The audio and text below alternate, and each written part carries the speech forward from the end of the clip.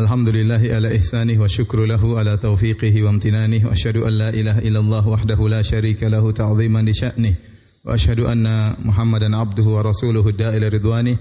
Allahumma salli alaihi wa ala alihi wa ashabihi wa ikhwanih. Hadirin hadirat yang dirahmati oleh Allah Subhanahu wa taala, pada kesempatan yang bahagia ini kita akan bahas suatu ibadah yang sangat agung yang Allah perintahkan dalam banyak ayat dalam Al-Quran, yaitu ibadah bersyukur kepada Allah Subhanahu wa ta'ala. Contohnya seperti Allah berfirman, wa kum minasyakirin. Allah perintahkan kepada Nabi, jadilah engkau termasuk orang-orang yang bersyukur. Allah perintahkan juga kepada Nabi Musa, ya Musa inni istafaituka 'alan nasi birisalati wa bikalami fakhudh ma ataituka wa kum minasyakirin. Wahai Musa, sungguhnya aku telah memilih engkau dengan menjadikan engkau seorang rasul dan berbicara langsung denganmu. Maka ambillah apa yang aku berikan kepadamu, wa kum minasyakirin, dan jadilah engkau termasuk orang-orang yang bersyukur. Kata Allah Subhanahu wa taala, fadhkuruni adzkurkum washkuruli wala takfurun. Ingatlah aku, niscaya aku akan mengingat engkau, dan bersyukurlah kepadaku, jangan kalian kufur kepada Allah Subhanahu wa taala. Nah, ayat seperti ini banyak ya, yang menunjukkan bahwasanya ibadah bersyukur adalah ibadah yang sangat agung. Maka pada kesempatan malam hari ini saya berharap para hadirin dan hadirat bisa konsen bersama saya, karena saya akan bawakan pengajian saya lewat papan tulis ya, sehingga bisa lebih fokus dan bisa lebih mudah untuk dipahami. Hadirin dan hadirat yang dirahmati oleh Allah Subhanahu wa taala. Al-Imam Ibnu Al-Qayyim rahimahullah berkata, al-iman nisfan. Ya, semuanya bisa bahasa Arab kan? Iman dikit-dikit ya. Yang penting bisa bilang na'am, thayyib, kaifa haluk, akhi. Al-iman nisfan. Iman itu terbagi menjadi dua ya. Satunya disebut nisfu as-sabr, satunya adalah sabar, satunya adalah syukur. Setengahnya sabar, setengahnya adalah syukur. Dan kondisi manusia ya, kalau enggak dapat kenikmatan, dapat ujian. Makanya seorang yang bisa menggabungkan keduanya, dia adalah orang yang sempurna. Tatkala dia diuji, dia bersabar. Tatkala dia diberi kenikmatan, dia bersyukur. Allah sebutkan dalam ayat-ayat Al-Quran, kata Allah, inna fi dzalika laayatin likulli sabbarin syakur. Sungguhnya yang pada demikian itu ada tanda-tanda kebesaran Allah. Bagi siapa? Likulli sabbarin syakur, bagi orang yang senantiasa bersabar dan senantiasa bersyukur kepada Allah Subhanahu wa taala. Karenanya para ulama mengatakan unwanus sa'adah, seorang itu dikatakan berbahagia jika dia berputar pada tiga poros. Idza u'tiya syakara, kalau dia diberikan kenikmatan dia bersyukur. Wa idza btuliya sabara, kalau dia diberi ujian dia bersabar. Wa idza adznaba istaghfar, kalau dia melakukan kemaksiatan dia beristighfar. Dan demikian kondisi manusia, kalau bukan dapat kenikmatan, kalau bukan sedang diuji, atau dia sedang berdosa, itu saja. Kapan dia berdosa? Tatkala dia tidak bisa bersabar sebagaimana mestinya, maka dia berdosa. Kapan dia berdosa? Tatkala dia tidak bisa bersyukur sebagaimana mestinya, maka dia berdosa. Maka yang ketiga adalah idza adznaba istaghfar. Jika berdosa, dia tadi apa? Beristighfar. Ini sabar, ini syukur. Selama kita masih berputar pada tiga perkara ini, ketahuilah kita orang yang berbahagia. Ya. Tapi kapan dikasih kenikmatan tidak bersyukur, kapan dikasih ujian tidak bersabar, kapan berdosa tidak beristighfar, maka ini orang yang celaka. Orang yang celaka. Nah, banyak orang merasa dia sedang beribadah kepada Allah kalau dia sedang diuji, lantas dia bersabar. Terkadang kita lupa bahwasanya kita mensyukuri Allah itu juga ibadah yang agung. Begitu saking agungnya syukur ini, sampai para ulama berselisih mana yang lebih afdal, seorang yang miskin bersabar atau yang kaya bersyukur. Sampai khilaf di kalangan para ulama. Ya, kalau ada dua orang, si A dan si B. Si A, Masya Allah diuji dengan berbagai macam ujian, dikasih sakit, miskin, tapi dia sabar luar biasa, tidak pernah mengeluh kepada manusia. Dia bersabar dengan segala ujian. Ini luar biasa imannya. Yang satu kaya, senyum, bersyukur ya. Mana yang lebih afdal? Si miskin yang bersabar atau kaya yang bersyukur? Kira-kira mana yang lebih afdal? Antum nih. Khilaf di kalangan para ulama. Khilaf di kalangan para ulama. Namun kalau kita disuruh pilih yang mana? Kaya bersyukur. Saya juga disuruh milih, saya pilih kaya bersyukur. Tetapi yang benar bahwasanya yang paling afdal di antara keduanya, miskin bersabar atau kaya bersyukur, yang paling afdal di antara keduanya adalah yang lebih bertakwa. Apakah dia lebih bertakwa dengan kesabarannya ataukah dia lebih bertakwa dengan syukurnya? Dan Allah berfirman, "Inna akramakum indallahi atqakum." Yang paling mulia di sisi Allah adalah yang paling apa? Bertakwa. Baik. Kita tidak bisa memilih. Ustaz, saya milih yang kaya bersyukur saja. Kalau kita boleh milih, kita milih ini. Tetapi kenyataannya yang milih siapa? Allah Subhanahu wa taala. Kita tinggal menjalani. Ya, kita tinggal menjalani. Tetapi yang perlu saya ingatkan, kebanyakan orang diuji dengan kesabaran, dia lulus. Dia bisa diuji dengan bencana, dengan kesulitan, dia lulus, dia bisa bersabar. Dan betapa banyak orang diuji dengan kenikmatan, dia tidak bisa lulus. Dengan diberi kekayaan, diberi jabatan, jadilah dia angkuh, sombong, merendahkan orang lain, ya, menghabiskan uang yang tidak bermanfaat.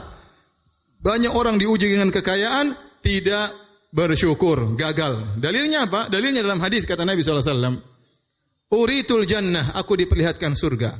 "Fara'aitu aktsara ahliha al-fuqara." Aku diperlihatkan surga dan aku dapati ternyata isi penghuni surga kebanyakannya orang-orang miskin.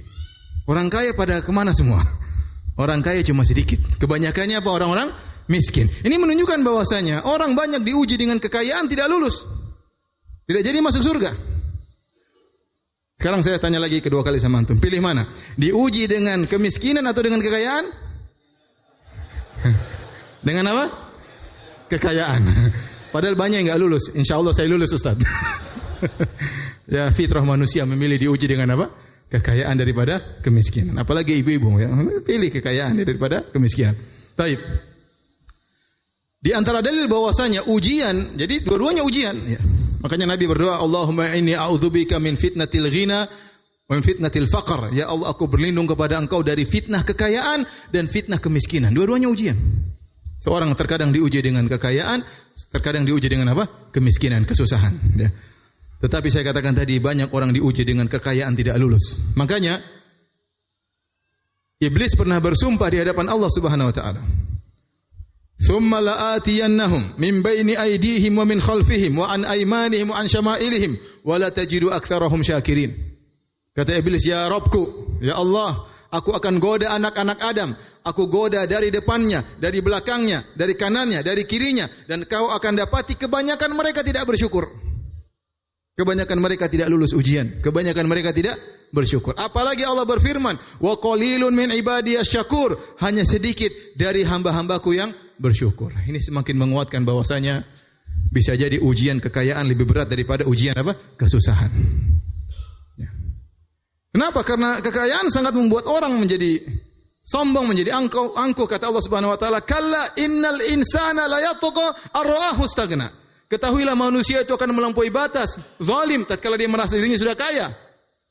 Kalau dahulu Nabi SAW mengatakan bahwasanya kesombongan ada pada pemilik kuda, pemilik onta. Bayangkan zaman dulu orang punya onta dia bisa sombong. Zaman dahulu orang punya kuda dia bisa sombong. Apalagi zaman sekarang. Punya mobil mewah, punya rumah mewah, punya jam mewah ya. Ibu-ibu punya dompet mewah ya. Punya tas mewah ya. Tanya Ustaz, apa bedanya tas asli sama tas KW, Ustaz? Kalau tas asli ya, kalau pas hujan dia simpan di balik jilbabnya. Tapi kalau tas KW dia jadikan payung itu tas. Tapi intinya orang sekarang baru punya tas sombong, baru punya jabatan sedikit sudah sombong. Maka banyak orang diuji dengan kenikmatan kekayaan tidak lulus. Banyak tidak lulus. Jadi kita pilih mana? Diuji kekayaan atau kemiskinan? Kekayaan tetap ya. Taib. Insyaallah lulus ya. Hadirin dan hadirat yang dirahmati oleh Allah Subhanahu wa taala. Sekarang kita ingin bertanya, bagaimana seorang bisa dikatakan orang yang bersyukur? Ini pertanyaan penting. Bagaimana agar kita bisa jadi orang yang bersyukur? Ini saya boleh hapus ya?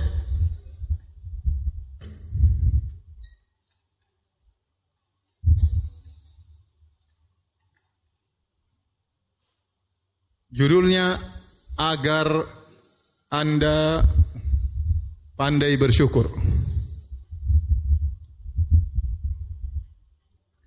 Bersyukur bisa dengan 3 perkara. Yang pertama, bersyukur dengan hati.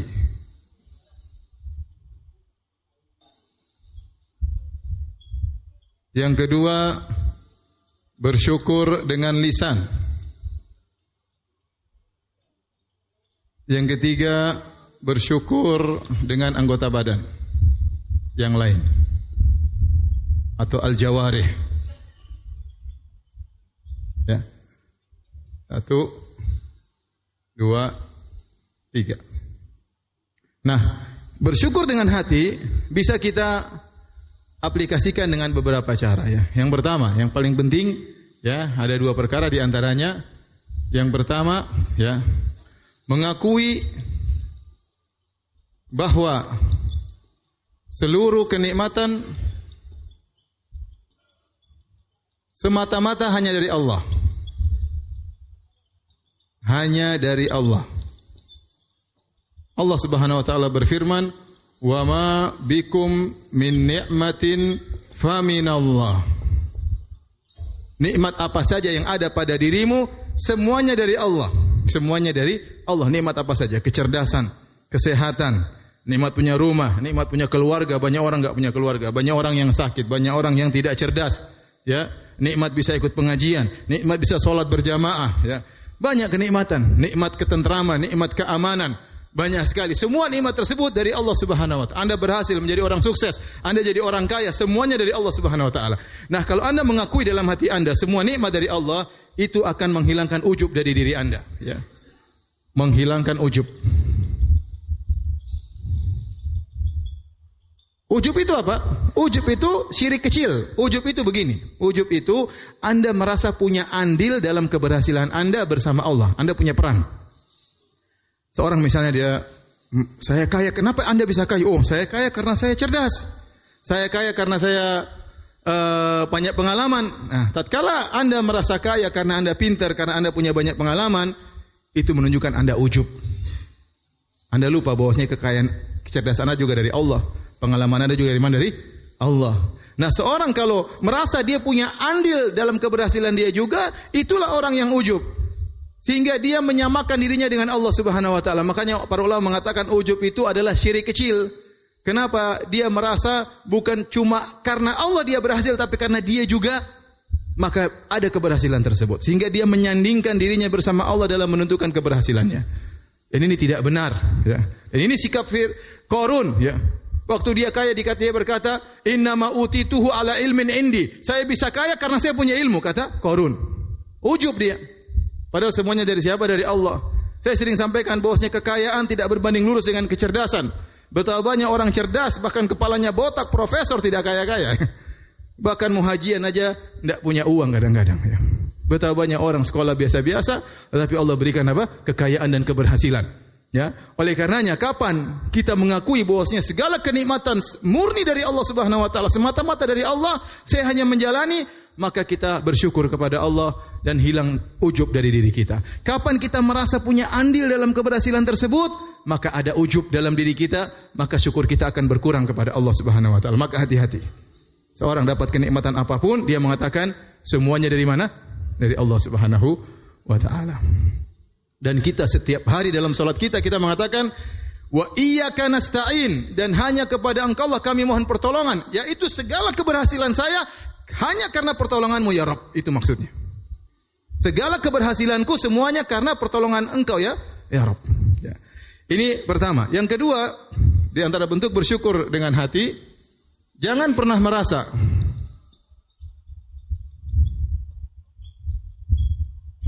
bahwa Anda berhak mendapat kenikmatan tersebut.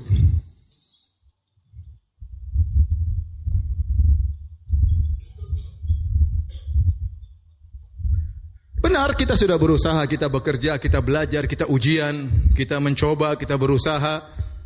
Kemudian Allah berikan keberhasilan, namun jangan pernah Anda berpikir, memang saya pantas dikasih keberhasilan oleh Allah. Jangan pernah berkata demikian. Ada orang lebih banyak berusaha daripada Anda, dia tidak berhasil. Kapan kita merasa memang saya pantas dapat kenikmatan ini?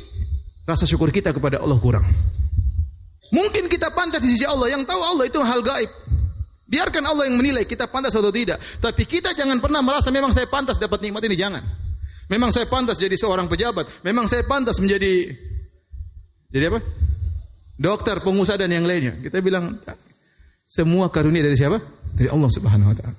Kapan kita merasa memang saya pantas, berarti kita kayak kurang berterima kasih kepada Allah Subhanahu wa taala. Ya. Ya, akhi, misalnya saya katakan, misalnya saya punya supir. Supir saya kerja 10 jam setiap hari. Tahu-tahu saya kasih dia gaji 100 juta per bulan. Apakah dia berani mengatakan, memang saya pantas dapat gaji 100 juta? Ya, ente supir 100 juta, ente 3 juta, 2 juta, oke. Tatkala Anda dapat 100 juta, tidak bisa dia mengatakan, memang saya pantas dapat 100 juta. Apa yang Anda lakukan di hadapan Allah? Ibadah apa yang Anda lakukan di hadapan Allah? Allah kasih Anda nikmat begitu banyak. Terus Anda berani mengatakan, memang saya pantas dapat nikmat ini semua? Maka kapan kita merasa dalam hati kita, memang saya pantas dapat nikmat ini, kita kurang bersyukur kepada Allah Subhanahu wa ta'ala. Mungkin bisa jadi kita pantas, tapi yang tahu Allah Subhanahu wa ta'ala. Serahkan kepada Allah Subhanahu wa ta'ala. Nah, ini dua perkara yang sangat penting. Berarti kita bersyukur dengan hati kita, ya. Sebagian ulama Ibnu Qayyim mengatakan, di antara bentuk syukur kepada Allah, Anda harus mencintai Allah. Kenapa? Karena suatu hal yang sangat logis, kita mencintai seseorang yang punya jasa banyak kepada kita. Semakin dia punya banyak jasa kepada kita, semakin mencintainya. Makanya Nabi SAW mengatakan, tahadu tahabu, saling memberi hadiahlah, maka kalian akan saling mencintai. Tentunya kalau ada kawan saya, kasih saya hadiah banyak, saya akan sayang sama dia. Saya punya kawan 2, kalau jalan sama si A dan si B, kalau sama si A makan bakso bayar sendiri-sendiri. Tapi kalau sama si B, saya selalu ditraktir. Kira-kira saya lebih cinta mana? Si B dong, ya wajar. Wajar. Nah, Allah kasih kita banyak kenikmatan luar biasa. Anda belajar mencintai Allah Subhanahu wa ta'ala. Kita beribadah, ya, beribadah, berharap surga, takut sama neraka. Tambah satu lagi, cinta kepada Allah Subhanahu wa ta'ala, yang sangat perhatian sama kita, yang sangat memberikan kita banyak kenikmatan. Tumbuhkan rasa cinta kita kepada Allah, sehingga kita tatkala beribadah ada kelezatan tersendiri. Karena bukan ibadah yang hanya sekedar takut atau berharap, namun disertai juga dengan apa? Cinta kepada Allah Subhanahu wa ta'ala. Makanya saya sering sampaikan kisah bagaimana kalau orang mendapatkan pemberian, semakin banyak besar jasa, maka dia akan mencintai orang tersebut, ya. Mencintai, sebagaimana perkataan seorang penyair, ahbib ilan nasi tasta'bid qulubahumu fatalama sta'badal insana al-ihsanu. Berbuat baiklah kepada orang, kau akan merenggut hatinya. Betapa kuat kebaikan merenggut hati seseorang. Lihatlah bagaimana kisah Nabi Muhammad SAW dengan Safwan bin Umayyah bin Khalaf. Safwan bin Umayyah bin Khalaf adalah anaknya Umayyah bin Khalaf. Umayyah bin Khalaf terbunuh setelah perang Badar. Dia adalah tuannya Bilal yang menyiksa Bilal. Dia dibunuh oleh Bilal tatkala setelah perang Badar. Maka putranya Safwan bin Umayyah sangat jengkel kepada Nabi dan sangat dendam kepada Nabi. Bapaknya meninggal tahun 2 Hijriah. Maka pada tahun 3 Hijriah dia ikut menjadi salah satu panglima perang dalam perang Uhud.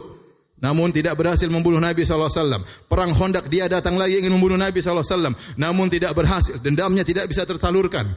Pada tahun 8 Hijriah Nabi SAW menguasai kota Mekah. Semua orang masuk Islam. Dia tidak mau masuk Islam. Dia kabur ingin pergi dari kota Mekah. Nabi suruh panggil dia. Bilang sama Safwan, datang tinggal sama kami dan kami tidak akan ganggu dia. Terserah dia masuk Islam atau tidak, terserah dia. Namun kebenciannya belum hilang kepada Nabi SAW. Mulailah dia bergaul dengan Nabi SAW. Suatu hari Nabi SAW menang dalam peperangan. Maka Nabi memberikan dia 100 ekor onta. Dia benci sama Nabi. Dapat 100 ekor onta. Dikasih sama Nabi. Kebenciannya mulai meluntur.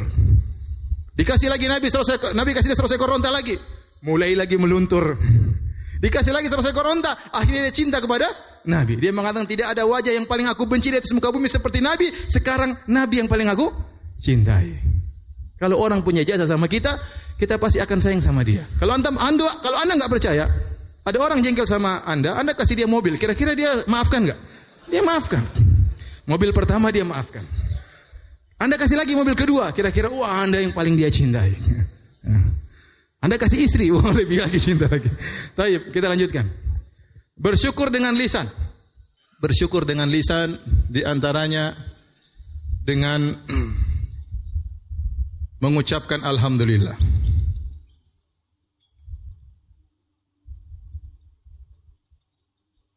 Pengakuan. Ini contohnya banyak, seperti doa zikir pagi petang. Zikir pagi petang. Harusnya kita mulai menghafal zikir tersebut, di mana di antara bunyi zikir tersebut, wa abu'u laka bi ni'mati alayya. Yang artinya, ya Allah, aku mengakui segala nikmat ini dari Engkau. Di pagi hari kita mengungkapkan, ya Allah, aku mengakui. A'tarifu, aku mengakui. Dalam hati kita simpan, kita keluarkan dengan lisan kita. Aku akui bahwasanya seluruh nikmat yang aku rasakan di pagi hari ini semata-mata dari Engkau, ya Rabb. Di sore hari kita ulangi lagi, ya Allah, aku mengakui segala kenikmatan yang aku rasakan ini semata-mata dari Engkau. Kemudian ya, perbanyak mengucapkan apa? Alhamdulillah. Nabi SAW sering mengucapkan alhamdulillah. Bangun tidur, mau tidur lagi. Dalam hadis Nabi SAW kalau bangun tidur apa doanya? Alhamdulillahilladzi ahyana ba'dama amatana wa ilaihin nusyur. Alhamdulillah. Bangun pagi langsung alhamdulillah. Bukan lihat WhatsApp. Lihat WhatsApp enggak. Pertama alhamdulillah. Betapa banyak orang lupa baca doa bangun tidur gara-gara lihat apa? WhatsApp. Ini WhatsApp ini mengganggu ya. Di antara juga Nabi berdoa, alhamdulillahilladzi afani fi jasadi wa radda alayya ruhi wa adzina li bi dzikrihi. Segala puji bagi Allah yang telah menyehatkan badanku sehingga aku bisa bangun pagi, yang mengembalikan kembali ruhku, aku tidak mati dalam tidurku, dan mengizinkan aku untuk bisa berzikir mengingatnya. Nabi berzikir alhamdulillah. Nabi mau tidur juga Nabi mengucapkan alhamdulillah sallallahu alaihi wasallam. Dalam hadis Nabi sallallahu alaihi wasallam berdoa, alhamdulillahilladzi at'amana wa saqana wa kafana wa awana wa kam mimman la kafiya lahu wa la mu'wi. Kata Nabi sallallahu alaihi wasallam, segala puji bagi Allah, alhamdulillah, yang telah memberikan aku makan, yang telah memberikan aku minum, yang telah mengayomiku, yang telah memberikan aku tempat tinggal. Betapa banyak orang yang tidak diayomi dan tidak diberi kecukupan oleh Allah Subhanahu wa taala. Sebelum tidur Nabi pun mengucapkan alhamdulillah. Kita praktek nyata ya ikhwan ya akhwat, hadirin hadirat. Kalau selesai salat, jangan buru-buru. Bukankah ada zikir subhanallah 33 kali, alhamdulillah 3 kali, Allahu akbar 33 kali. Nikmati zikir tersebut. Alhamdulillah, alhamdulillah. Sambil kita nikmati, ya Allah, segala puji bagimu ya. Kau telah memberikan aku kenikmatan, Kau telah mengizinkan aku untuk salat, Kau telah memberikan aku anugerah keluarga anak-anak, Kau telah berikan aku kesehatan. Setiap alhamdulillah kita ingat nikmat Allah. Alhamdulillah, alhamdulillah, alhamdulillah, alhamdulillah. Benar-benar Allah berikan kenikmatan, kelezatan iman dalam hati kita. Jangan cuma kejar 33. Alhamdulillah, alhamdulillah, alhamdulillah, bar. Jangan. Pelan-pelan bacanya, santai, nikmati zikir tersebut. Ya. Itu namanya kita memuji Allah dengan apa? Dengan lisan, ya, dengan lisan. Makanya kalau kita mengucap alhamdulillah pahalanya besar, kata Nabi sallallahu alaihi wasallam, alhamdulillah wa subhanallah tamlaul mizan. Subhanallah walhamdulillah tamlaul mizan. Bahwasanya ucapan subhanallah dan alhamdulillah memenuhi timbangan pada hari kiamat kelak. Berat timbangannya. Ya. Jadi sering kita lagi di jalan, kita astagfirullah. Enggak apa-apa kita alhamdulillah boleh. Subhanallah boleh. Alhamdulillah. Kita zikir kapan saja boleh dengan memuji Allah Subhanahu wa taala ya. Nabi SAW, Aisyah menemui Nabi sedang sujud. Nabi berdoa dalam sujudnya, Allahumma inni a'udzubika biridhaka min sakhatik wa bi mu'afatika min uqubatik wa bika mink la uhsi thana'an 'alaik anta kama athnaita 'ala nafsik. Nabi dalam sujudnya berkata, ya Allah, aku tidak mampu memujimu ya Allah. Yang bisa memuji dirimu hanyalah dirimu sendiri ya Allah. Aku tidak mampu, kata Nabi sallallahu alaihi wasallam. Nabi ucapkan kapan? Tatkala sujud. Nabi mengakui betapa banyak kenikmatan yang Rasulullah SAW rasakan dan dia tidak mampu memuji Allah sebagaimana mestinya. Ini bentuk bersyukur kepada Allah dengan apa? Lisan.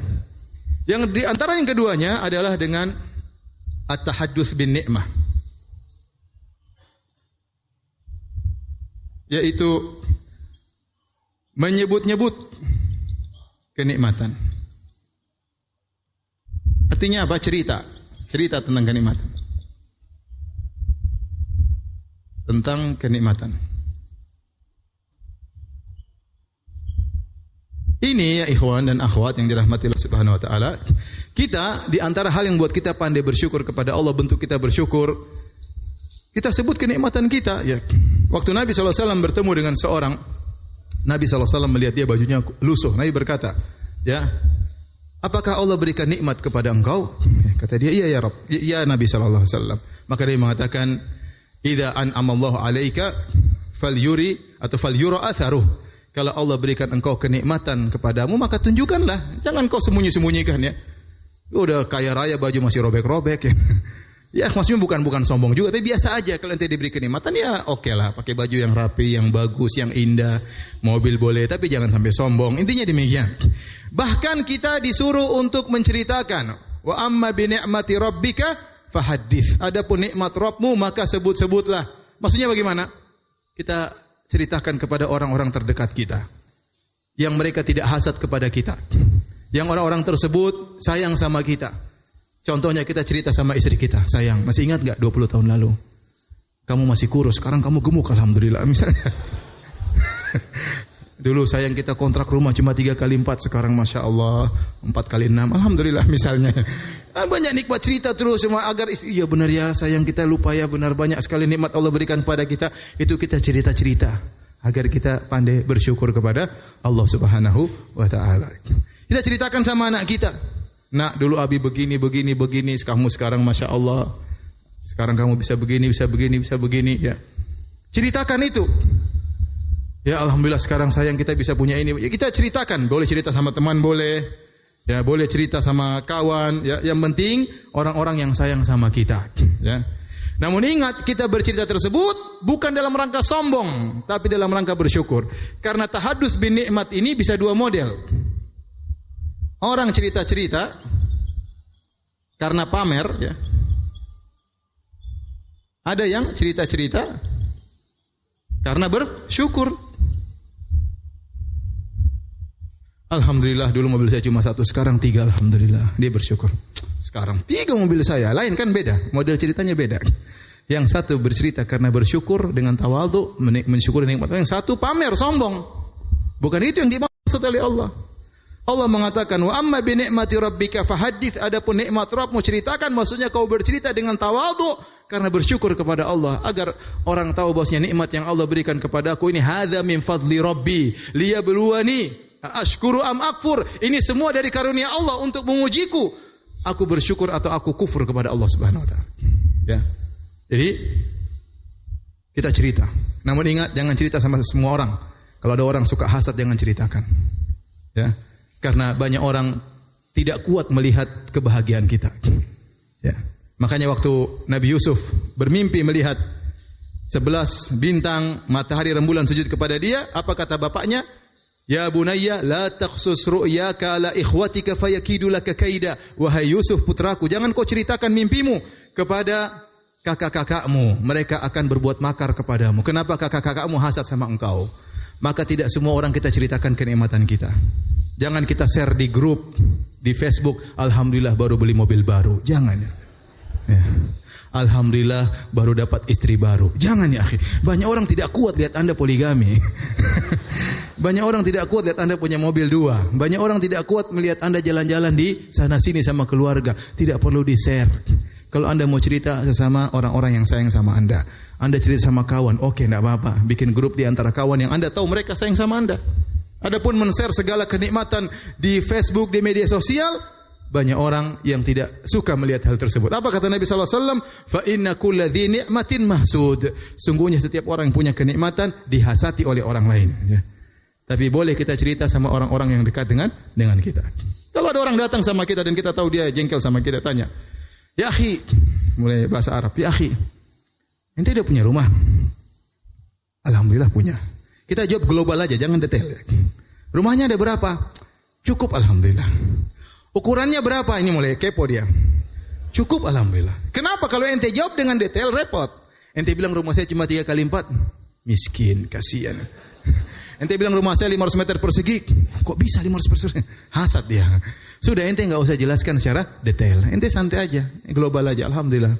Alhamdulillah sehat, anak istri saya alhamdulillah sehat.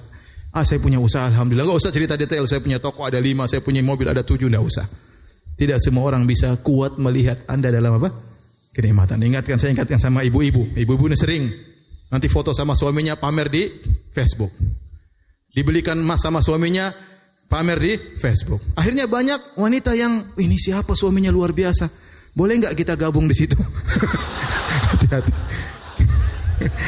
Hati-hati ya. Tidak semua nikmat kita share ya. Jangan. Privasi kita lebih baik kita jaga ya. Banyak orang tidak bisa memahami apa yang kita maksudkan. Baik.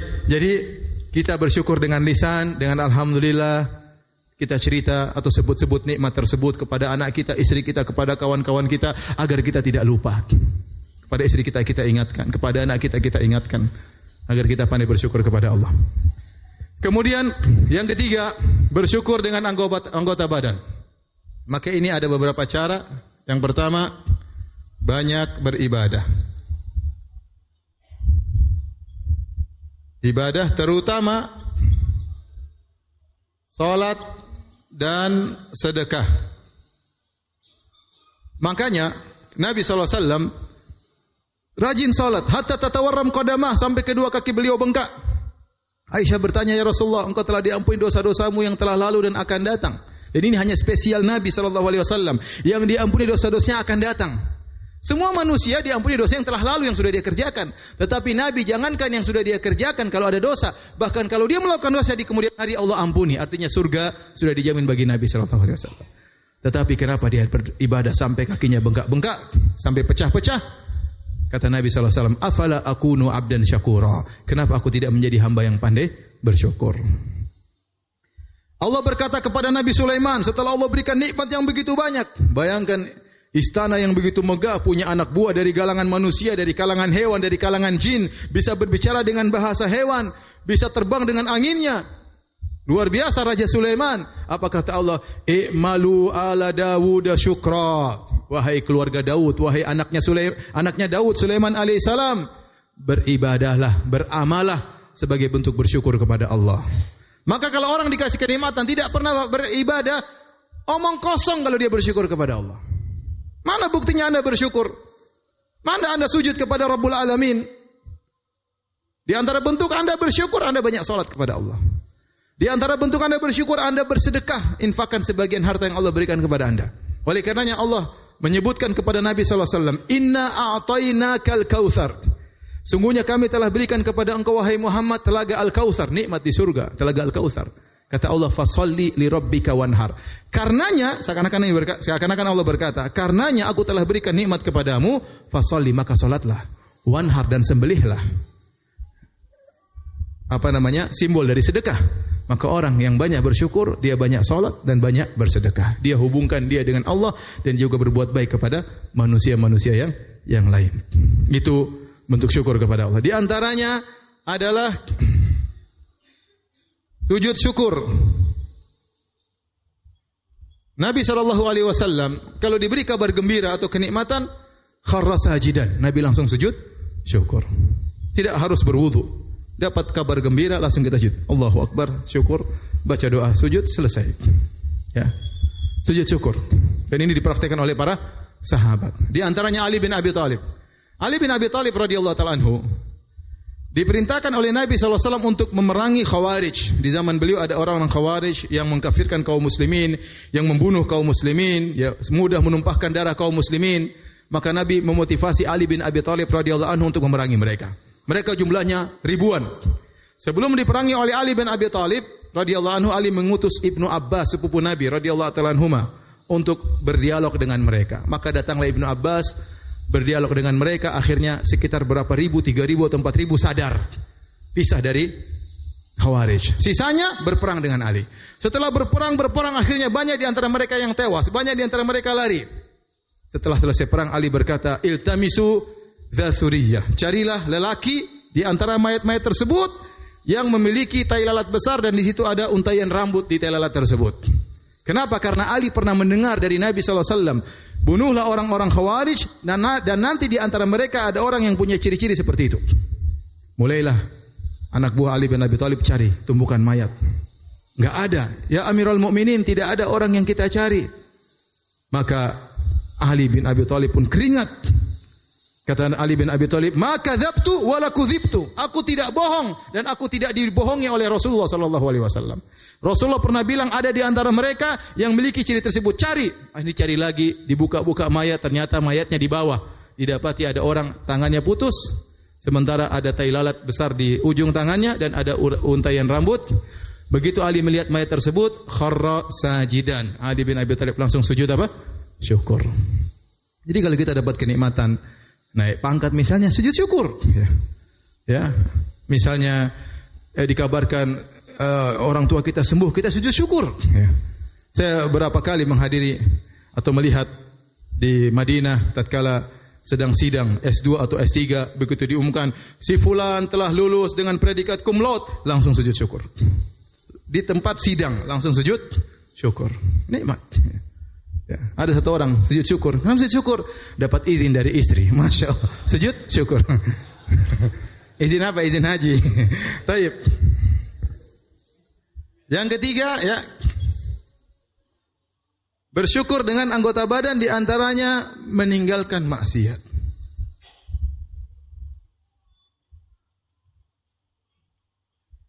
Ya akhi, Allah berikan kita kenikmatan, pandangan, pendengaran bukan untuk membangkang perintah Allah Subhanahu wa taala. Allah berikan kita mata bukan untuk kita melihat hal-hal yang haram. Kalau kita gunakan mata kita melihat yang haram, berarti kita tidak bersyukur kepada Allah Subhanahu wa taala. Kalau kita menggunakan telinga kita untuk mendengar hal yang haram, maka kita tidak bersyukur kepada Allah Subhanahu wa taala. Dan kita sekarang di zaman fitnah, betapa banyak ujian yang dilihat oleh mata kita dan banyak keharaman yang didengar oleh telinga kita, maka kita waspada. Sungguhnya pendengaran dan penglihatan akan dimintai pertanggungjawaban oleh Allah Subhanahu wa taala. Inna sam'a wal basara wal fuada kullu ulaika kana anhu mas'ula. Sungguhnya penglihatan, pendengaran dan hati akan dimintai pertanggungjawaban oleh Allah Subhanahu wa taala. Hati-hati. Maka jangan sembarang melihat. Kalau kita melihat yang haram, istighfar kepada Allah Subhanahu wa taala. Jangan kita biarkan terlena, ya. Ya, mumpung enggak ada yang lihat. Jangan juga kita mendengar, ya, hal-hal yang haram, dengar musik-musikan, kepala goyang-goyang, ngapain ya, akhi? Ya. Enggak udah dengar murotal, kajian Quran, pengajian, nasihat-nasihat. Enggak usah dengar musik-musikan yang haram. Jangan lihat hal aurat wanita yang haram. Kalau kita melihat yang haram, maka kita tidak bersyukur kepada Allah Subhanahu wa taala. Inilah kalau Anda bisa menjalankan ini semua, maka Anda benar-benar hamba yang bersyukur. Kalau sudah tolong dihapus ya. Gantian masa ustadznya yang hapus terus ya. Sebentar, ada yang foto, sebentar.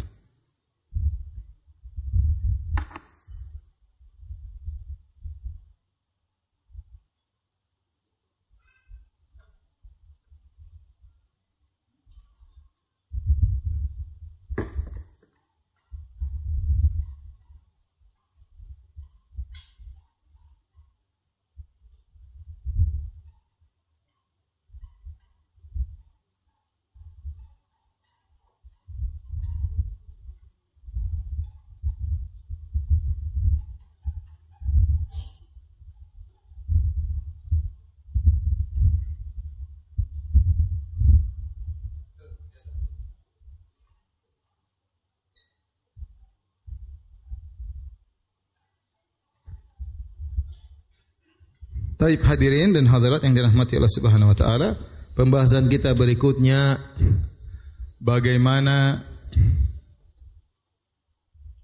agar pandai bersyukur, pandai atau termotivasi untuk bersyukur. Ada beberapa hal yang membantu kita agar kita termotivasi untuk bersyukur selalu kepada Allah Subhanahu wa taala.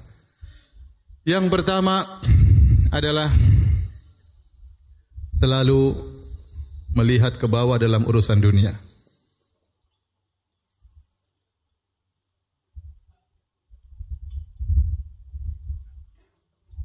Sehingga kita bisa qanaah. Nabi SAW dalam hadisnya berkata, "Unzuru ila man asfala minkum." Lihatlah ke bawah. "Wala tanzuru ila man fawqakum." Jangan lihat ke atas.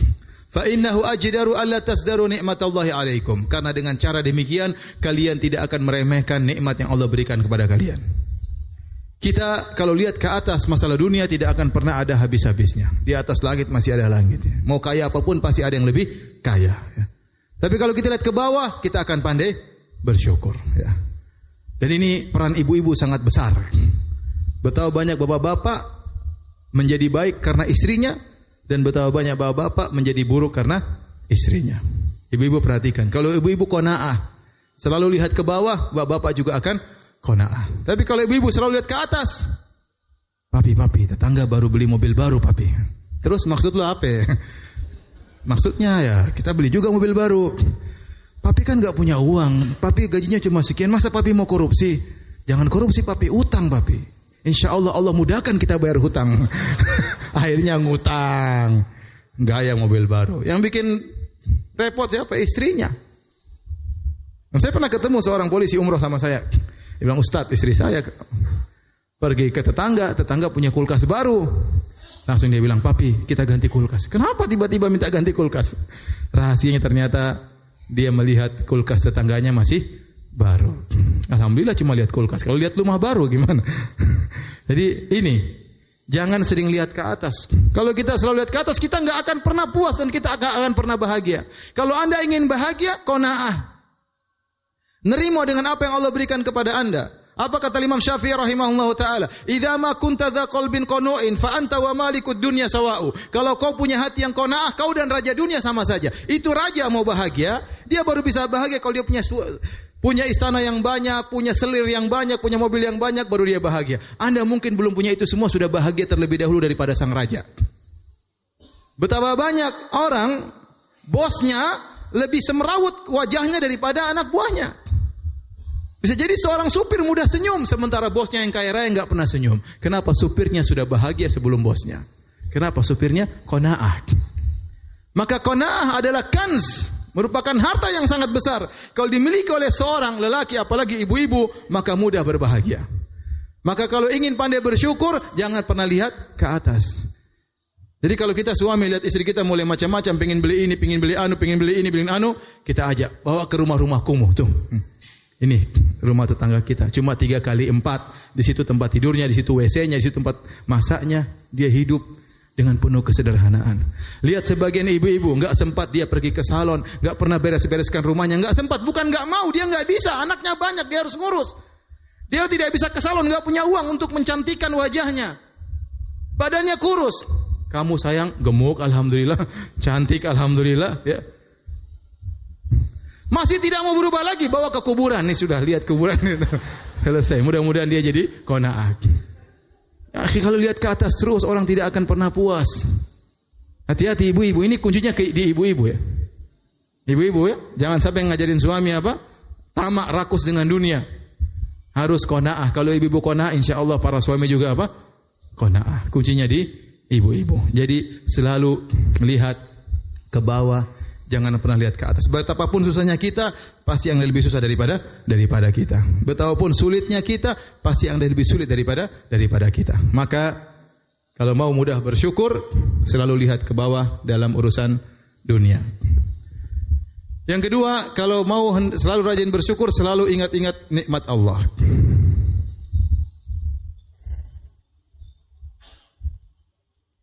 Nikmat Allah ada dua yang Allah berikan kepada kita. Ada yang kita minta kepada Allah dan dikabulkan, dan lebih banyak yang tidak kita minta.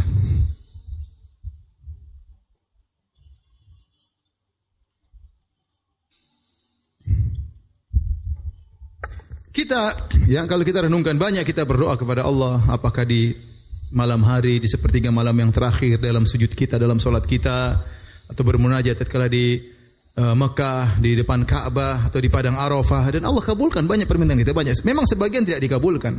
Allah tahu tidak pantas buat kita untuk dikabulkan, atau kalau dikabulkan akan memberi mudarat kepada kita. Allah lebih tahu. Tapi banyak yang kita minta dikabulkan. Ternyata nikmat yang tidak kita minta lebih banyak lagi. Nikmat yang tidak kita minta lebih banyak lagi. Dalam sebagian qiraah, Dalam Al-Quran Allah berfirman, wa atakum min kullin, ditanwin, min kullin ma sa'altumuh. Dalam Quran kita, wa atakum min kulli ma sa'altumuh, mudhaf, min kulli ma sa'altumuh. Ini yang tahu bahasa Arab. Tapi dalam qiraat yang lain, min kullin ma sa'altumuh, yang artinya dan Allah memberikan kepada kalian banyak kenikmatan yang kalian tidak minta. Banyak kenikmatan yang tidak kalian minta. Contoh Allah sebutkan kenikmatan terhadap Nabi Musa. Nabi Musa alaihissalam, waktu dia diutus oleh Allah untuk berdakwah kepada Fir'aun, dia ketakutan. Maka dia berdoa dengan doa yang masyhur, yang banyak di antara kita sudah hafal. Rabbi syrah li sadri. Ya Allah, lapangkanlah dadaku. Wa yassir li amri, mudahkan urusanku. Wahlul 'uqdatam min lisani, mudahkan aku mudah untuk ngomong. Yafqahu qawli waj'alni wazira min ahli. Ya Allah, jadikanlah saudaraku Harun menjadi membantuku. Ya, jadilah rasul, ya. Untuk apa? Agar kita bisa berdakwah kepada Fir'aun. Apa kata Allah Subhanahu wa taala?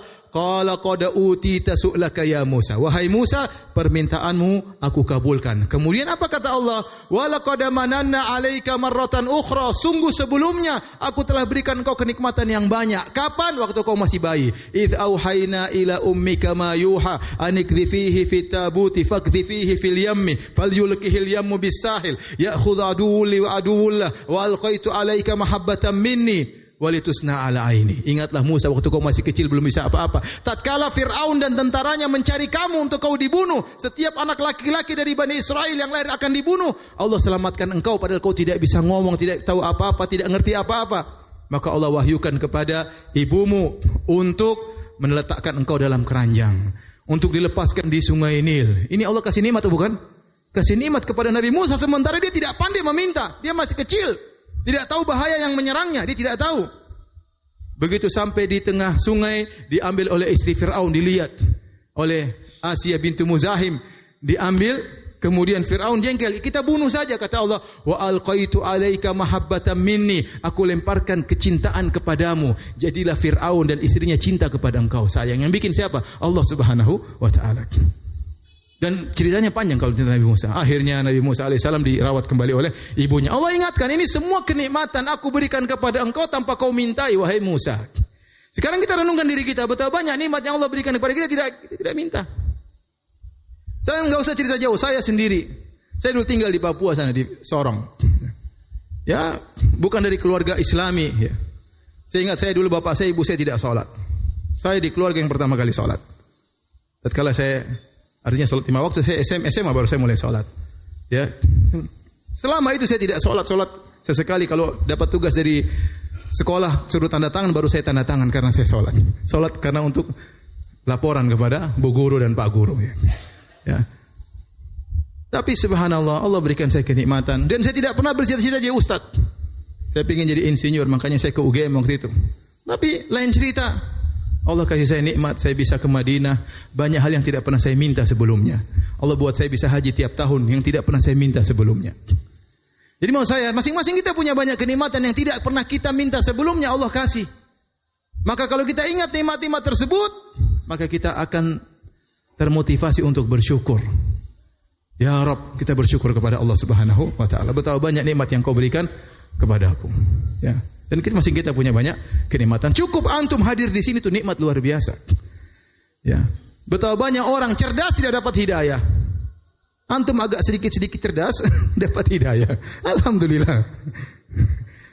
Baik, jadi kita ingat nikmat-nikmat ini membuat kita banyak bersyukur. Azan ya? Azan ya? Hah? 2 menit. 1 menit lagi. Baik. Kemudian di antara hal yang buat kita agar termotivasi untuk bersyukur adalah ingat bahwa semua kenikmatan akan dimintai pertanggungjawaban.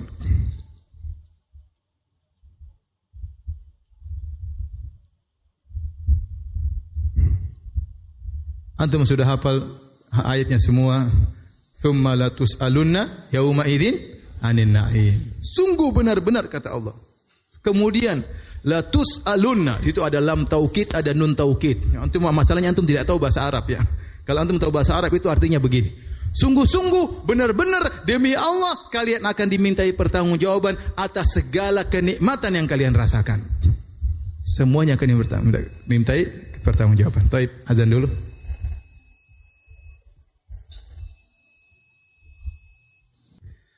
Hadirin dan hadirat yang dirahmati Allah Subhanahu wa taala, tinggal sedikit lagi ya. Jadi kita ingat bahwasanya semua kenikmatan yang kita miliki akan dimintai pertanggungjawaban oleh Allah Subhanahu wa taala. Kita punya kecerdasan, kita punya tenaga ya. Maka gunakanlah untuk menambah ketaatan kita kepada Allah. Kita punya uang, kita punya aset, gunakanlah untuk taat kepada Allah. Karena ini semua kenikmatan ini akan dimintai pertanggungjawaban. Kalau kita tidak gunakan untuk bersyukur kepada Allah, maka akan jadi bumerang bagi kita pada hari kiamat kelak. Ya. Maka kalau punya uang banyak-banyak, jangan sampai salah kita kelola. Beli ini, beli anu yang tidak bermanfaat. Ya. Jangan. Ya. Istri saya kadang minta sama saya, Abi, beli ini barung dong. Saya bilang sama istri saya, kamu bisa jawab sama Allah kalau ditanya hari kiamat, kenapa beli ini? Kalau bisa jawab, Abi belikan. Jangan begitu dong, Bi. Akhirnya enggak jadi. Kalau kamu bisa jawab, Abi belikan. Saya bilang sama istri saya tidak pelit. Kalau kamu bisa jawab kenapa beli ini baru, kamu bisa jawab pertanggungjawab di hadapan Allah, Abi akan belikan. Jangan begitu, Bi. Akhirnya enggak jadi. Alhamdulillah. Jadi ingat, semua kenikmatan pasti diminta pertanggungjawaban oleh Allah Subhanahu wa taala ya. Ya. Yang saya bilang sama istri saya itu barang-barang banyak kasih orang lain. Ini semua hisab nanti semua ini ya. Akan diminta pertanggungjawaban oleh Allah Subhanahu wa taala. Ini kan hadiah, kita enggak beli. Ya sudah, tapi kasih orang. Enggak, Bi, ini buat anak-anak kita. Anak kita perempuan banyak. Ya sudah, yang penting kamu bisa bertanggung jawab. Ya. Taib, yang terakhir agar kita pandai bersyukur kepada Allah Subhanahu wa taala, banyak berdoa. Dan ini yang poin paling terpenting, berdoa agar kita pandai bersyukur kepada Allah Subhanahu wa taala. Di antaranya doa yang sering kita hafal tapi kita mengucapkannya kadang kurang khusyuk, yaitu Allahumma a'inni ala dzikrika wa syukrika wa husni ibadatika. Ini kita baca setiap salat, apakah tatkala sebelum salam atau setelah salam, ada khilaf di kalangan para ulama. Karena Nabi berkata kepada Muadz, "Ya Muadz, inni uhibbuka fillah." Wahai Muadz, aku mencintai engkau karena Allah. Fala tada'anna dubura kulli salat. Maka jangan sekali-sekali kau tinggalkan di penghujung salat. Dubur sini ada khilaf, apakah sebelum salam atau setelah salam. Untuk kau ucapkan Allahumma a'inni ala dzikrika wa syukrika wa husni ibadatik. Berarti Nabi beri perhatian, baca ini jangan lupa setiap kali salat. Apakah setelah tasyahud sebelum salam atau setelah salam kita baca doa tersebut. Boleh. Ini khilaf di kalangan para ulama. Yaitu ya Allah, bantulah aku. Karena kita untuk bisa bersyukur harus perlu bantuan Allah. Ya. Bersyukur untuk menggunakan uang sebagaimana mestinya. Bersyukur agar tidak menggunakan mata kita, telinga kita untuk maksiat. Itu butuh bantuan Allah. Kalau enggak kita enggak bakalan mampu. Kita bilang ya Allah, bantulah aku untuk bisa mengingatmu, untuk bisa bersyukur kepadamu dan bisa bagus ibadahku. Ini doa yang pertama. Doa yang kedua, di antara doa Nabi yang panjang, Nabi berdoa, Allahumma ja'alni laka syakkaran, laka dzakkaran.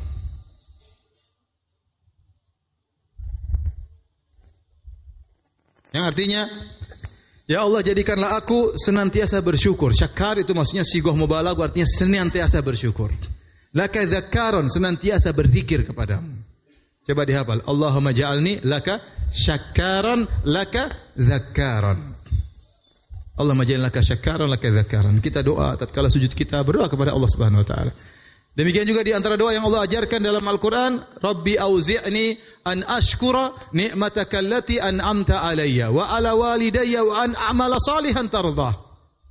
Ya, artinya ya Allah, ilhamkanlah kepadaku, auzi'ni. Ilhamkanlah kepadaku, karena bersyukur itu butuh gerakan hati dan tidak ada yang mengatur hati kita kecuali siapa? Allah. Maka kita bilang Allahumma Rabbi auzi'ni an ashkura ni'mataka allati an'amta alayya.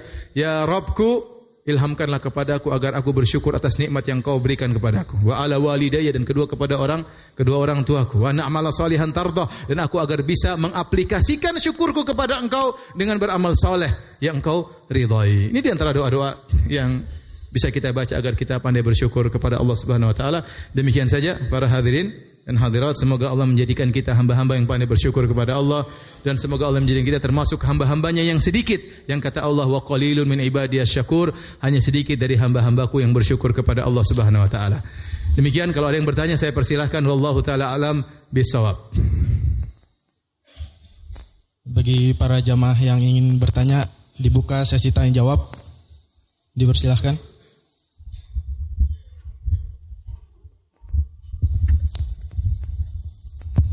Assalamualaikum warahmatullahi wabarakatuh. Waalaikumsalam warahmatullahi wabarakatuh.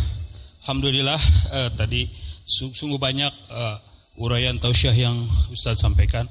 Hanya yang ingin saya tanyakan, bagaimana aplikasi mencintai Allah? Itu saja Ustaz. Terima kasih. Assalamualaikum warahmatullahi wabarakatuh. Allah Subhanahu wa taala ya mencintai dan dicintai.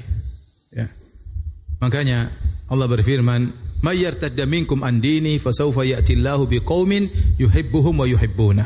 Barang siapa yang murtad di antara kalian, Allah akan datangkan suatu kaum yang Allah cinta kepada mereka dan mereka mencintai Allah Subhanahu wa taala.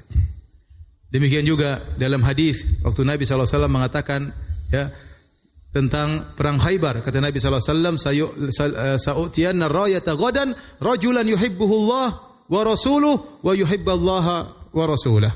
Aku akan berikan bendera peperangan ini kepada seorang lelaki yang dia mencintai Allah dan Rasulnya, dan Allah dan Rasulnya mencintainya. Jadi Allah mencintai dan Allah juga dicintai. Ya. Kemudian juga dalam hadis, "Idza ahabballahu 'abdan", jika Allah mencintai seorang hamba, nada Jibril, Allah panggil Jibril, "Ya Jibril, inni ahbabtu fulanan fa ahibbah." Wahai Jibril, sungguhnya aku mencintai si fulan, maka cintailah dia. Fanada Jibril fi ahli sama, kemudian Jibril berkata kepada malaikat penghuni langit, "Innallaha qad ahabba fulanan fa ahibbuh." Sungguhnya Allah mencintai si fulan, maka cintailah si fulan. Dan ini adalah kenikmatan luar biasa hubungan antara Tuhan dengan hambanya. Ya. Kita ini tidak ada apa-apanya. Ya, kita ini makhluk yang senantiasa butuh kepada Tuhan, tapi ternyata Allah bisa mencintai kita.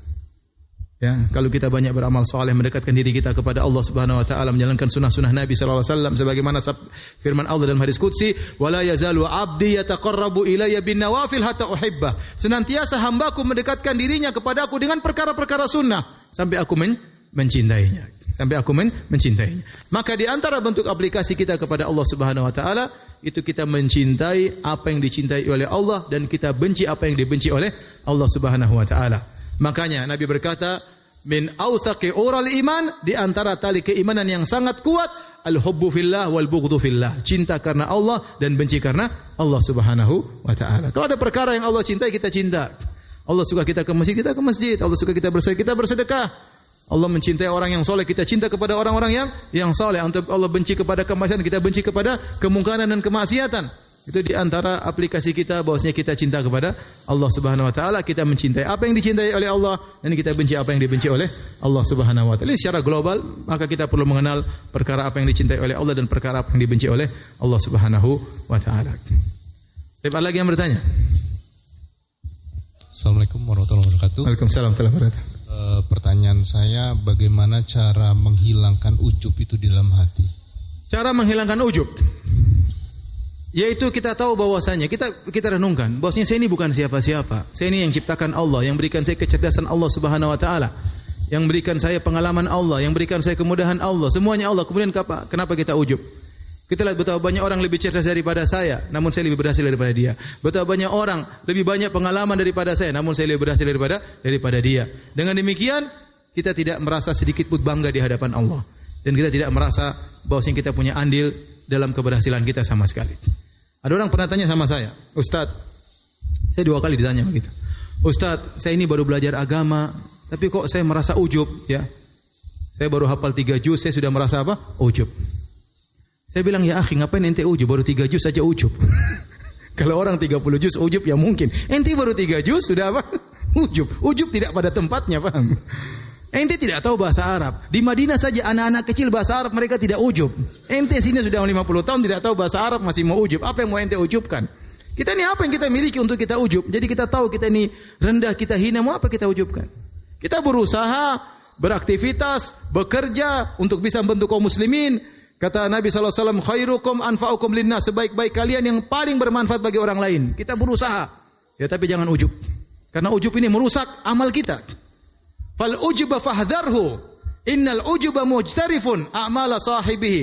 lisailihil arimi. Kata seorang penyair, hati-hatilah waspada terhadap ujub.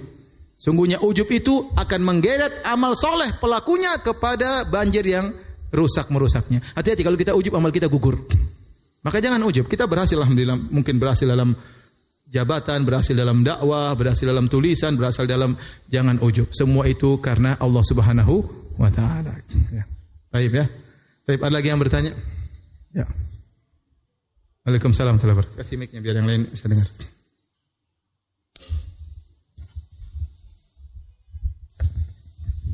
Assalamualaikum warahmatullahi wabarakatuh. Waalaikumsalam warahmatullahi wabarakatuh. Tadi sudah dijelaskan oleh Ustaz, kenikmatan, banyak begitu kenikmatan yang diberi oleh Allah pada kita. Saya akan menanyakan, kenikmatan apa yang paling tinggi di mata Allah terhadap manusia, terhadap umatnya, terhadap manusia, yang paling tertinggi yang dihargai oleh Allah. Kan begitu banyak nikmatnya gitu ya, di pandangan mata Allah gitu. Saya rasa nikmat yang Allah alam bisawab ya. Saya rasa waalaikumsalam warahmatullahi wabarakatuh. Saya rasa nikmat yang paling tinggi nikmat iman. Nikmat apa? Iman. Coba antum renungkan. Antum ini sekelompok kecil orang-orang Islam. Di sana ada orang-orang yang menyembah sapi. Di sana ada orang-orang yang cerdas, mungkin ilmuwan, mungkin ahli IT, namun menyembah batu. Dia ambil batu, dia pahat, dia bikin jadi Tuhan, ya. Dia anggap Tuhan, terkadang kepalanya kepala gajah, ya, telinga manusia, atau muka manusia telinga gajah, kadang kepalanya 4, kemudian dia sembah patung tersebut. Subhanallah. Kita tidak. Saya pernah lihat gambar orang sujud kepada sapi. Dia nunggu dikencingi sapi, dia minum air kencingnya, kemudian dia sujud kepada sapi. Subhanallah. Islam ini indah. Ada sebagian orang sana jumlahnya miliaran menyembah nabi. Nabi, manusia disembah. Ya. Ada di sana banyak orang ateis, tidak percaya sama Tuhan. Apa yang akan terjadi pada dia jika dia meninggal dunia dan masuk pada alam barzakh? Maka saya katakan nikmat yang paling besar nikmat hidayah. Jadi kita mengenal Islam, kita bertauhid kepada Allah, dan itulah tujuan kehidupan kita. Kata Allah, "Wa ma khalaqtul jinna wal insa illa liya'budun." Tidaklah kuciptakan jin dan manusia kecuali untuk beribadah kepadaku, untuk mentauhidkan aku. Maka ini menurut saya nikmat yang paling besar, nikmat iman, nikmat kelezatan beribadah kepada Allah, lebih daripada nikmat-nikmat yang lainnya, daripada nikmat-nikmat yang lainnya. Secara umum Islam adalah agama yang penuh keindahan. Kalau bapak ya, diberi kesempatan misalnya pergi ke negara kafir ya, Eropa misalnya, Australia misalnya, ke Perancis misalnya ya. Kita bisa lihat di sana, lihat orang-orang barat, kasihan mereka, terutama yang sudah berusia tua. Dia jalan sama anjing, kasihan. Jalan sama anjing, enggak ada istrinya kadang-kadang, enggak ada anaknya temani, enggak ada cucu-cucunya. Jalan sama anjing. Orang-orang Islam, Masya Allah, jalan sama anaknya, digorong sama cucunya, jalan anak sama anak 3 bareng-bareng satu mobil, mobilnya kecil tapi rame-rame. Mereka tidak, kasihan, hidup menyendiri. Anaknya mana? Durhaka. Agama mereka tidak memanjarkan mereka untuk apa? Berbakti kepada orang tua. Sampai ada orang masuk Islam gara-gara apa? Gara-gara melihat di Eropa ada seorang Arab didorong oleh anaknya, ibunya diservis terus dari mobil, dibawa, diangkat, taruh di kursi roda, didorong, sampai mereka, ini siapa ini? Ini agama apa? Ini kenapa? Siapa mereka ini? Ini orang-orang Islam, karena agama mereka mengajarkan demikian. Hari ibu setiap hari, bukan setahun sekali. Akhirnya dia masuk Islam. Antum lihat orang-orang Islam di sana kalau sakit di rumah sakit, yang jenguk banyak. Orang kafir tidak ada yang jenguk. Sampai saya punya kerabat kerja sebagai perawat, sampai anak dari orang yang sakit telepon sama kerabat saya. Suster, kalau bapak saya mati baru telepon saya ya. Kalau belum mati jangan. Subhanallah gitu. Sampai akhirnya satu hari kerabat saya telepon karena sekarat. Ya Mister, bapak ente sekarat. Marah dia. Saya kan bilang sudah mati belum? Belum. Kenapa telepon saya? Subhanallah. Islam indah ya, indah. Kita kumpul berjamaah dan yang lainnya. Alhamdulillah. Maka saya katakan nikmat yang terakhir adalah nikmat apa? Iman dan hidayah. Wallahu a'lam bishawab. Baik, sudah. Kita dengar pertanyaan dari golongan milenial. Tadi semua golongan aluminium ya, sekarang milenial. Baik, silakan. Bismillah. Assalamualaikum warahmatullahi wabarakatuh. Waalaikumsalam warahmatullahi wabarakatuh. Status jomblo apa sudah menikah? Jomblo, Ustaz. Masya Allah. Benar-benar milenial. Silakan pertanyaannya apa? Jazakallah khairan Ustaz sebelumnya atas ilmu yang disampaikan. Semoga Allah selalu memberkahi Ustaz dan keluarga. Amin. Wa jazakallah khairan. Berkenaan tentang ujub, sombong, riya, apa perbedaannya Ustaz? Karena sering banyak kita makan itu semua. Kalau sombong itu bahasa Arabnya kalau tidak keliru istikbaro gitu. Ujub dan riya, apakah perbedaannya itu Ustaz? Apakah termasuk syirik kecil atau tidak? Jazakallah khairan. Riya dari ro'a yura'i mura'atan riya'an. Artinya menampakkan amal soleh dia. Pingin dilihat orang, itu namanya riya. Nge-share sana, nge-share sini. Pencitraan misalnya ya. Ya, memperlihatkan amal boleh kalau tujuannya jelas dan ikhlas kepada Allah. Tapi kalau memperlihatkan amal di-share di medsos untuk diakui, untuk dihormati, untuk disanjung, itu riya, itu namanya ya, riya ya. Ini yang pertama, riya. Adapun ujub tadi, merasa kita punya andil dalam keberhasilan kita, itu namanya ujub. Nah, ujub kalau sudah bertumpuk-tumpuk mengantarkan kepada kesombongan, merasa lebih tinggi daripada yang lainnya, itu sombong, itu bedanya di situ ya. Jadi kalau sudah merasa tinggi, ini maksudnya apa? Sombong. Dia melihat orang semuanya kecil, seakan-akan dia di atas gunung, lihat orang semuanya kecil. Padahal orang lihat dia juga kecil di gunung. Itulah hakikatnya orang apa? Sombong. Baik, masih ada yang bertanya ibu-ibu? Ibu-ibu ada yang bertanya?